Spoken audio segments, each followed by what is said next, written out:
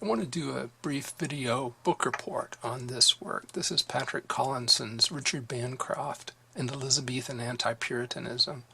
The reason it may be of interest to viewers of this channel is that Bancroft was Archbishop of Canterbury from 1604 until his death in 1610.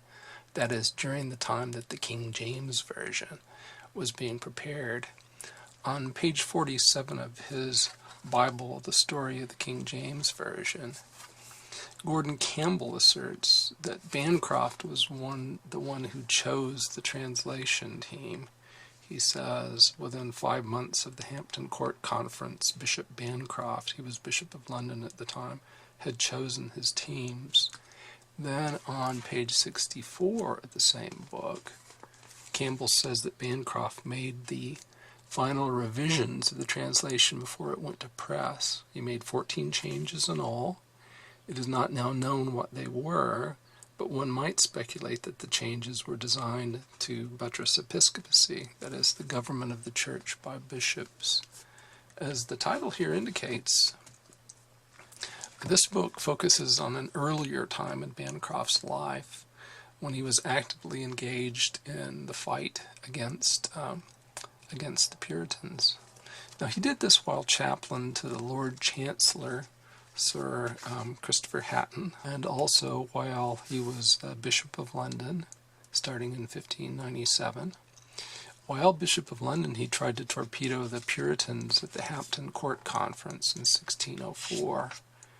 Now nowadays, we tend to think about Anglicans as free will Arminians who tout the sacraments as sort of a form of grace.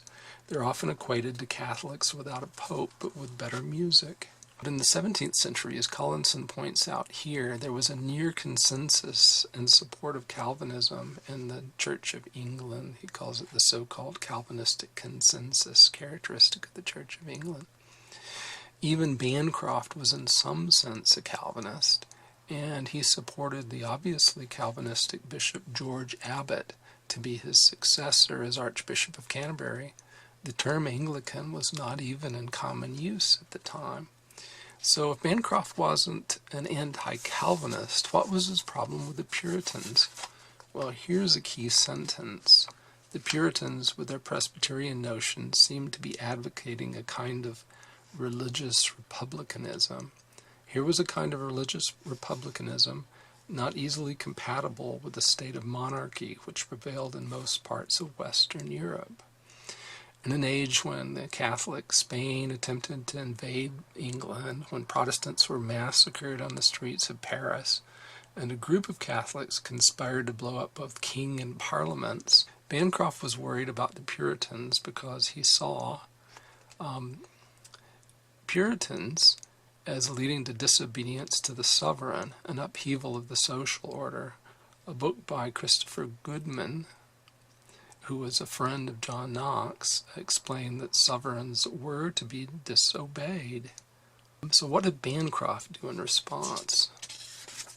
It says here that Bancroft's strategy of overkill was to construct a grand conspiracy which, from the very beginning of Elizabeth's reign, that's 1558, had operated under cover to take over both church and state in the name of that great bugbear, the discipline. That's the gist of the book's thesis. Let's turn and look at the table of contents. Here it is. It isn't a very long book. Whitgift mentioned here. Let's see. There's Whitgift.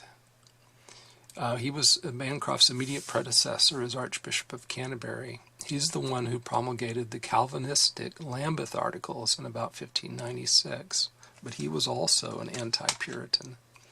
The book discusses the Martin Marprelate tracts, which were humorous and slanderous attacks on the bishops, and Bancroft's efforts to track down the printers and authors of those tracts. There's a chapter here about demonic possession and how one of Bancroft's associates, Samuel Harsnet, who later became Archbishop of York, tried to undermine the idea. We'll turn forward a few pages and just look at an interesting sentence there. Harsnet claimed that one famous exorcist cast out demons, or rather appeared to do so, to gain advocacy for a Presbyterian church government. And here's the key sentence here. For the setting up of their presbyterial conceits, they thought to supply their wants therein by this device of casting out devils. This chapter here, Richard Bancroft, Robert Cecil, and the Jesuits, the bishop and his Catholic friends,